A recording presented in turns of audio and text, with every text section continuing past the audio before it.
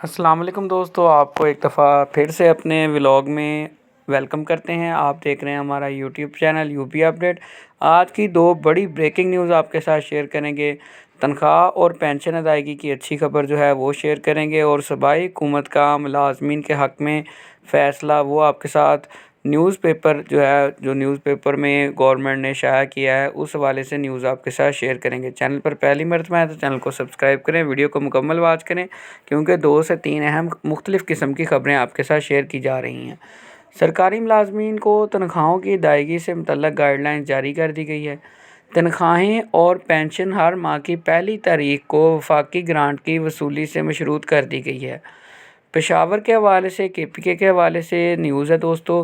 خیبر پختونخوا کے محکمہ خزانہ نے صوبائی حکومت کے ملازمین کی تنخواہوں اور راستی ادائیگیوں کے حوالے سے ایک اہم حکم نامہ جاری کیا ہے، جس کے مطابق اب سے تنخواہوں اور پینشن کی ادائیگی کا طریقہ کار وفاقی گرانٹ کی وصولی سے مشروط ہوگا۔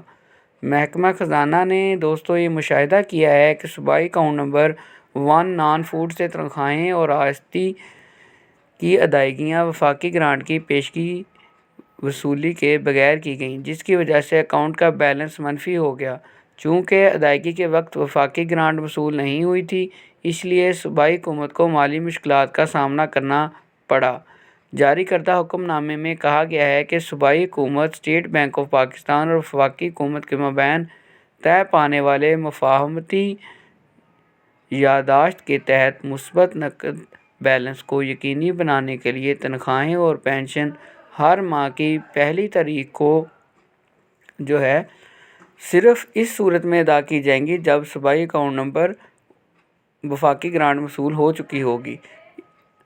اس حکم کے مطابق رولز کے پیرا 217 کا حوالہ بھی دیا گیا، جس میں کہا گیا کہ سرکاری ملازمین کے ماہانہ بل اور مقررہ ادائیگیاں مہینے کے آخری ورکنگ ڈے پر دستخط کیے جا سکتے ہیں، اور ادائیگی اگلے ورکنگ ڈے پر ہوگی۔ یعنی کہ جب آپ کے جو نوٹیفیکیشن کے مطابق جب آپ کے سگنیچر ہو جائیں گے، اپروو ہو جائے گا، تو اس سے نیکسٹ ڈے مہینے کے لاسٹ ڈیز کے اندر جیسے ہی اپروول ہوگا، اس سے نیکسٹ ڈے میں آپ کو آپ کی جو بھی بل بنتا ہے آپ کا سرکاری ملازم کا، وہ ادا کر دیا جائے گا۔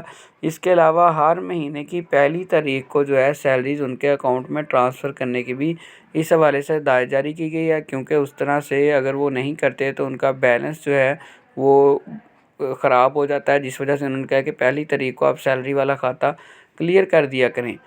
اس کے علاوہ دوستو 14,001 اساتذہ کی مستقلی ترمیم کا مسودہ تیار، کمیٹی تشکیل دے دی گئی۔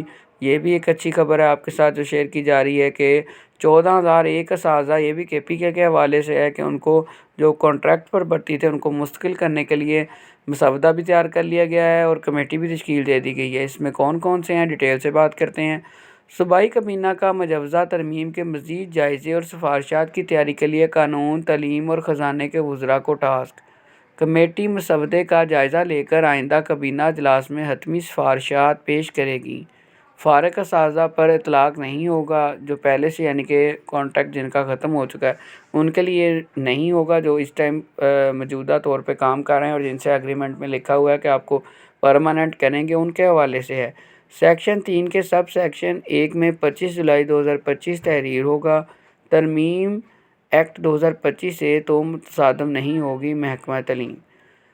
پشاور کے حوالے سے دوستو یہ نیوز تھی جو آپ کے ساتھ ہم نے شیئر کی۔ اس میں جو تھا سرکاری ملازمین کے حوالے سے گڈ نیوز تھی، اور department and regularisation of services act 2022 میں مجوزہ ترمیم کے مزید جائزے اور سفارشات کی تیاری کے لیے ایک اعلیٰ سطح کی کمیٹی تشکیل دی ہے۔ اس کمیٹی میں صوبائی وزیر قانون آفتاب عالم، وزیر ابتدائی و ثانوی تعلیم ارشد ایوب اور مشیر خزانہ بھی شامل ہیں، جنہوں نے اس کمیٹی پر مزید ڈیٹیل سے جائزہ لینا ہے کہ کتنے اساتذہ کو مستقل کیا جا رہا ہے، کتنا کو رائٹ بنتا ہے، اور کتنا اس میں فنانس کو فنانس ڈپارٹمنٹ کے لیے اس پر کتنا بوجھ آئے گا اگر ہم ان کو پرماننٹ کرتے ہیں تو۔ 14,001 اساتذہ کی ریگولرائزیشن کانٹریکٹ یا ایڈ ہاک ملازمین کے خاتمے سے متعلق نئے ایکٹ 2025 سے تو متصادم نہیں ہوگی۔ کمیٹی کا یہ کام ہوگا اس چیز کا جائزہ لینا۔ محکمہ نے وضاحت کی کہ یہ ریگولرائزیشن ان ملازمین پر لاگو نہیں ہوگی جنہیں پہلے ہی نئے قانون سازی کے تحت ہٹایا جا چکا ہے۔ یہ تھی دوستوں آج کی ویڈیو، دیکھتے رہیں UP اپڈیٹ۔ اللہ حافظ۔